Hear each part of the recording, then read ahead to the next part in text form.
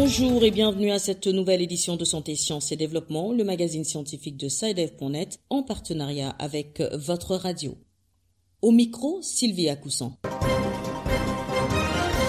Au sommaire de cette édition, en RDC, la crainte d'une deuxième vague d'infection à la Covid-19 menace l'économie et la vie sociale. Pour les autorités sanitaires, la cause principale de ce risque est la non-observance accrue des mesures barrières. Au Sénégal, une mystérieuse maladie de la peau affecte plusieurs centaines de pêcheurs depuis quelques semaines. Sur l'identité et les causes réelles de la pathologie, diverses hypothèses s'entrechoquent. Sénégal toujours, Dakar a abrité au mois de novembre la 10e édition d'Afra-VIH, la conférence internationale francophone de lutte contre le VIH et les hépatites.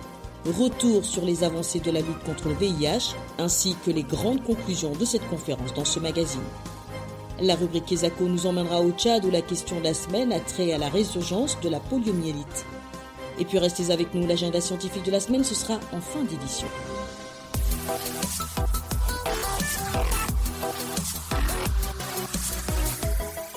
La RDC se prépare à faire face à une éventuelle deuxième vague de la Covid-19 qui, d'après les autorités de Kinshasa, menace l'économie et la vie sociale du citoyen congolais. L'équipe de la riposte contre la pandémie de la Covid-19 dénonce une baisse de vigilance dans l'observance des mesures barrières, cause principale de la flambée des cas enregistrés ces derniers temps. Les détails avec Bertrand Mayumbu. Est-ce que vous voulez qu'on revienne encore au confinement ou pas ? Notre souhait tous, c'est que nous ne voulons plus de reconfinement. Parce que le reconfinement a beaucoup d'impact négatifs sur l'économie et sur la vie sociale de notre population. Donc, si nous ne voulons pas le reconfinement, respectons donc les mesures que recommande le secrétariat technique, que recommande le gouvernement. C'est par ce qui semblait être un jeu de questions et réponses que le docteur Jean-Jacques Mouyembe Tanfoum, coordonnateur de l'équipe de la riposte contre la Covid-19 en République démocratique du Congo, sensibilisait le public quant à la nécessité de respecter les gestes barrières élémentaires et chers à la vie. En effet, la République démocratique du Congo se prépare à vivre une deuxième vague des cas de Covid-19. D'après le bulletin du secrétariat multisectoriel de la riposte, en août de cette même année, la République démocratique du Congo ne comptait plus que 600 cas de malades sur plus de 9500 cas confirmés pour 240 décès. En moyenne, 9 à 10 cas de malades contaminés par jour. Contrairement à la situation actuelle où l'on dénombre plus ou moins 330 décès pour plus de 12 500 cas touchés et la moyenne actuelle est passée de 20 à 50 cas de malades touchés par jour. La question qu'on se pose actuellement est celle de savoir pourquoi une deuxième vague de Covid-19 dans un pays où l'on atteignait il y a quelque temps 90% de guérison. Pour certains observateurs, notamment l'équipe de la riposte, le triomphalisme s'installait dans l'esprit de la population qui, depuis un certain temps et sous l'œil de l'autorité, n'observait plus les mesures barrières. Kinshasa, Bertrand Mayumbu pour Santé, Sciences et Développement. Au Sénégal, une mystérieuse maladie de la peau touche la population des pêcheurs. Cette maladie n'est pas due à une pollution toxique de l'eau, c'est du moins ce que révèlent les premiers prélèvements effectués en mer. Les causes de la pathologie restent cependant toujours inconnues, même si la piste de la contamination par les algues se dessine. Mais déjà, cette hypothèse est remise en cause par les écologistes. Le reportage de Pape Diba à Dakar. C'est toujours le mystère qui entoure cette maladie touchant des centaines de pêcheurs sénégalais.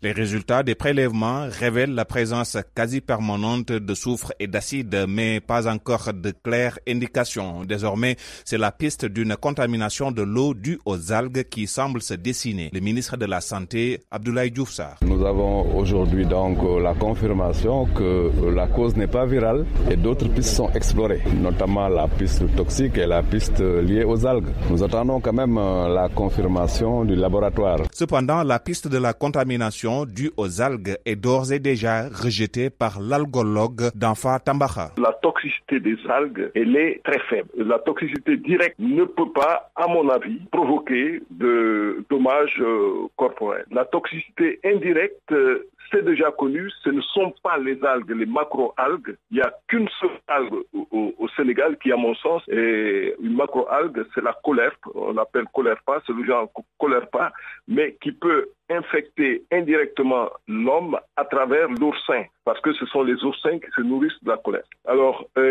pour dire que des algues sont capables, par leurs toxines, de provoquer des éruptions cutanées du type de celles qu'on a vues, j'en doute. La maladie n'est pas contagieuse, réaffirme le ministre de la Santé. Celui de l'Environnement annonce de son côté que les filets et le carburant utilisés par les pêcheurs seront aussi analysés. Pabès Débat, Dakar, Santé, Sciences et Développement.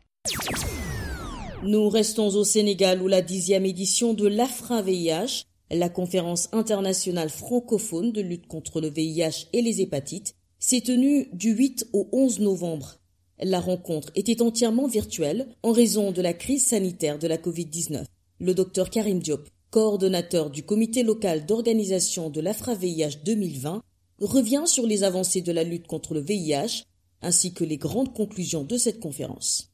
Il est au micro de Didier Landau, notre correspondant à Dakar. Bonjour docteur, quelle était la thématique de cette 10e édition de l'AFRA-VIH? La thématique de cette année portait sur le VIH bien sûr, les hépatites, la santé sexuelle et bien sûr du Covid, puisque le Covid est une pathologie infectieuse. Donc il convenait qu'on puisse échanger sur les expériences des uns et des autres et de voir un peu l'impact du Covid sur les autres comorbidités. Nous nous sommes rendus compte que le Covid a quand même impacté sur la prise en charge des patients de façon générale. L'AFRA-VIH se tient tous les 2 ans et nous sommes à la 10e édition. Donc ça fait 20 ans que cette conférence se tient.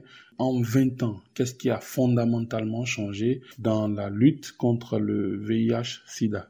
Il y a 20 ans, l'idée qu'on avait du VIH-Sida, c'était des personnes qu'on voyait à l'article de la mort, amaigries, désespérées. Aujourd'hui, ces mêmes personnes-là, elles passent devant vous, vous ne savez pas qu'elles ont le VIH-Sida. Pourquoi? Parce qu'il y a eu, entre-temps, des développements, et notamment une chose importante, ce sont les antirétroviraux. Donc ce qui a changé aussi, c'est que l'accès aux soins a nettement augmenté. Sur le dépistage, l'accès au dépistage a fortement augmenté, et ça dans tous les pays. Pour finir, docteur, quelles sont les grandes décisions qui émanent de cette 10e édition de l'AFRA-VIH? Le premier aspect, c'est par rapport au Covid-19 et de son impact sur les séquencements. Il est recommandé de pouvoir faire en sorte d'appliquer la stratégie des traitements différenciés. Ces traitements différenciés, c'est quoi? C'est de ne pas avoir la même approche pour tous les patients. Donc d'avoir une approche centrée sur le patient. Un mot-clé également qui est sorti, c'est que nous voulons une équité dans l'accès au vaccin, si c'est fait. Nous pensons que si un vaccin est accessible, il doit l'être pour tous. Un autre message qui est clé également, c'est, comme je vous l'ai dit, c'est l'accès aux soins pour l'hépatite. Nous pensons que jusqu'à présent, la mobilisation autour de l'appel sur les hépatites reste encore timide.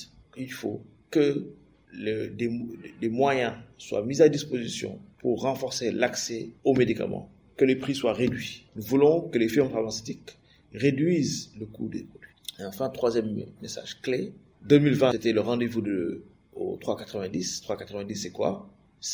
Nous souhaitions qu'en 2020, on puisse dépister 90% des personnes infectées. 90% des personnes qui soient dépistées soient mises sous traitement et que 90% des personnes sous traitement aient une charge virale indétectable, c'est-à-dire qu'aient un traitement efficace. C'était donc le docteur Karim Diop, coordonnateur du comité local d'organisation de l'AFRA-VIH, la conférence internationale francophone de lutte contre le VIH et les hépatites.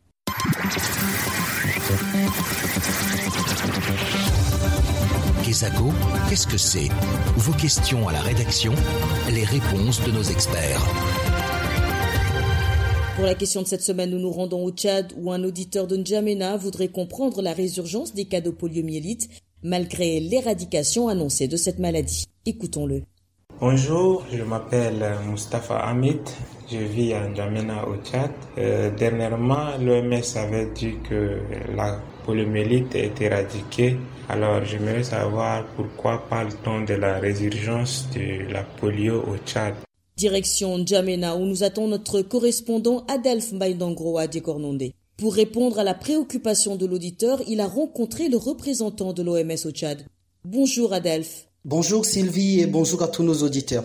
Pour ce qui est de la question de notre auditeur, Dr Jean Bosco Ndjikoubayo, représentant de l'Organisation mondiale de la santé au Tchad, explique. Effectivement, la région Afrique de l'OMS a été déclarée libre de polio depuis le 25 août dernier. Et c'est normal que vous demandiez pourquoi alors on reparle de polio au Tchad. En réalité, il faut savoir que la polio est une maladie d'origine virale qui se transmet par voie orale et qui est transmise en fait par 3 types de virus qu'on appelle les poliovirus sauvages. Il y a le poliovirus sauvage de type 1, de type 2, de type 3. Il faut savoir que le poliovirus sauvage de type 1 reste seulement endémique en Afghanistan et au Pakistan. Et il a été éliminé dans tous les autres pays, y compris notre région, bien sûr. Le poliovirus sauvage de type 2 et de type 3 aussi ont été éliminés respectivement en 2015 à 2019. Alors, pourquoi est-ce qu'on reparle de résurgence de cas de polio au Tchad? Ce n'est pas seulement au Tchad, c'est en fait, quand on regarde depuis l'année dernière, c'est une vingtaine de pays qui font face à une résurgence de cas de polio, mais ce sont des cas de polio spéciaux.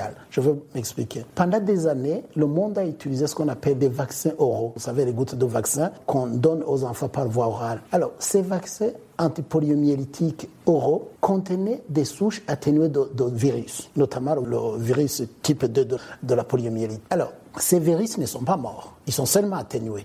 Et puis quand les enfants les avalent dans les gouttes de vaccin, ils vont se répliquer dans leur intestin pendant un certain moment et ainsi les protègent. Mais bien sûr, après s'être répliqués, ils peuvent être éliminés par voie digestive, par les selles. Et puis après, dans des pays où les conditions d'hygiène ne sont pas suffisantes, ces virus qui sont atténués, qui sont éliminés dans les selles, peuvent contaminer d'autres enfants et les immuniser d'ailleurs. On parle d'immunité passive. Mais par contre, il y a quelques cas de poliovirus, donc vaccinaux, qui vont circuler dans l'environnement pendant suffisamment longtemps. Généralement, c'est à peu près 12 mois, qui vont développer une certaine virulence, qui vont faire ce qu'on appelle des mutations génétiques. Et quand les enfants qui n'ont jamais été en contact avec le vaccin, avec ces virus, peuvent être infectés et être paralysés. C'est ce qui nous arrive ici au Tchad, avec les 90 cas, et c'est ce qui arrive à une vingtaine de pays africains. Par exemple, au Tchad, ça a commencé exactement le 9 septembre 2019, à Koundoul, dans le district de Mandelia, dans le Chaïba-Guimé. Mais le gouvernement a répliqué, a vacciné donc avec le polio, le vaccin oral, dans 17 districts exactement, ici à Mandelia, mais aussi à Mongo. Et on sait que dans ces districts-là qui ont été vaccinés, il n'y a plus de cas du tout. Voilà ce qui arrive. Nous avons commencé bien sûr la riposte depuis le 13 en fait, et nous allons faire le deuxième tour cette semaine, d'ailleurs à la fin de cette semaine. Et nous sommes sûrs et certains que si la riposte est bien faite, on ne va plus parler de cas de poliovirus circulaire au Tchad. Merci Adalphe. Je rappelle que vous êtes notre correspondant à N'Djamena au Tchad. Si vous aussi souhaitez nous adresser une question, une seule chose à faire, appelez, écrivez ou laissez un message vocal au numéro WhatsApp suivant, le +221 78 476 87 80. Je répète, le +221 78 476 87 80. Votre question, vous pouvez aussi nous la poser par email. L'adresse email, c'est celle-ci, podcast@sidev.net. Podcast s'écrit PODCAST. Et SciDev s'écrit SCIDEV. Je répète, podcast@sidev.net. Vos questions et commentaires sont attendus à ces différentes adresses à tout moment de la journée. L'agenda. Place maintenant à l'agenda scientifique de la semaine avec Bilal Taïrouf. Bonjour Bilal. Bonjour Sylvie, bonjour chers auditeurs. Je voudrais tout d'abord informer les auditeurs que le mardi 8 décembre marquera la journée mondiale du climat. Elle est l'occasion de rappeler la menace ô combien grande et importante du réchauffement climatique et la nécessité d'agir pour en limiter les effets. Après ce petit rappel, c'est ce webinaire qu'organise le CRDI, le Centre de recherche pour le développement international, ce mardi 8 décembre 2020, de 13h à 14h, temps universel. Il portera sur le thème « Afrique et Covid-19, communauté ». Ce webinaire est organisé dans le cadre d'une série de tables rondes du CRDI sur la réponse de l'Afrique à la Covid-19 et sur la préparation d'une future pandémie. Pour plus de renseignements et pour s'enregistrer, visitez le site du CRDI, le www.idrc.ca/fr. Voilà, ce sera tout pour cette semaine, Sylvie. Merci Bilal. Mesdames et messieurs, c'est la fin de cette édition de Santé, Sciences et Développement que nous vous remercions d'avoir suivi. Rendez-vous la semaine prochaine, même heure, même fréquence. D'ici là, portez-vous bien.